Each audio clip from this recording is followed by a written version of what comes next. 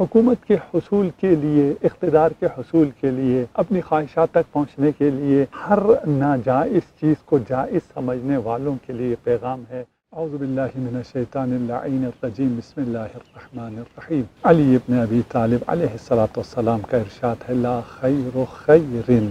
لا ینال الا بشر۔ وہ بھلائی بھلائی ہی نہیں ہے، وہ خیر خیر ہی نہیں ہے جس تک برائی کے ذریعے پہنچا جائے۔ یعنی خیر وہ ہوتا ہے جس کا تمام مرحلہ خیر ہو، جس کا مقدمہ خیر ہو، جو خود خیر ہو، جس کا نتیجہ خیر ہو، وہ خیر ہوتا ہے۔ اور کوئی شخص خیر کے بہانے سے اگر شر کرنا چاہتا ہے، برے کام، ممنوع کام، حرام کام اس بہانے سے کرتا ہے کہ میرا مقصد اچھا ہے، میری نیت اچھی ہے، میں جس جگہ تک پہنچنا چاہتا ہوں وہ اچھا ہے، میں چرا رہا ہوں اور لوگوں سے اسٹیل کر رہا ہوں اس لیے کہ میں غریبوں کی مدد کروں، نہیں، یہ جو غریبوں کی مدد ہے یہ بھلائی ہے ہی نہیں ہے۔ لا خیر خیر، یہ خیر جو برائی کے ذریعے، شر کے ذریعے حاصل کی گئی ہے، یہ اچھائی سرے سے ہے ہی نہیں۔ اگر اس کلیے کو، اس معیار کو، اس سنہرے اصول کو ہم اپنی زندگیوں میں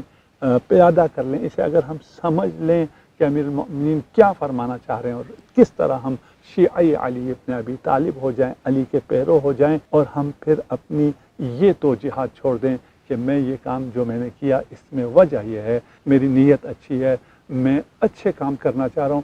اس میں کیا اچھائی ہوگی، اس کا نتیجہ کیا اچھا ہوگا جس تک پہنچنے کے لیے خیر کو، اقدار کو، شریعت کو آپ نے پاؤں تلے روند دیا ہو، جس خیر کی سربلندی کے لیے آپ نے خیر کو پاؤں تلے روند دیا ہو۔ حکومت کے حصول کے لیے، اقتدار کے حصول کے لیے، اپنی خواہشات تک پہنچنے کے لیے ہر ناجائز چیز کو جائز سمجھنے والوں کے لیے پیغام ہے کہ نہیں، ناجائز کے ذریعے کسی بھی اچھے کام کو اگر حاصل کرتا کوئی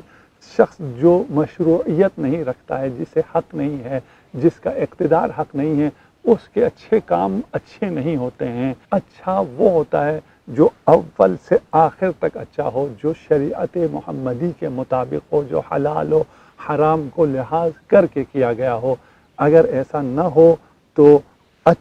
بہت سے اچھے کام جو آپ نے نام عمل میں لکھ دیے ہیں، لیکن اس اچھے تک پہنچنے کا راستہ شر تھا، وہ سارا کا سارا شر میں لکھا جائے گا، وہ سب کا سب معصیت لکھا جائے گا، اس سے کوئی ثواب، کوئی مقصد حاصل نہیں ہوگا۔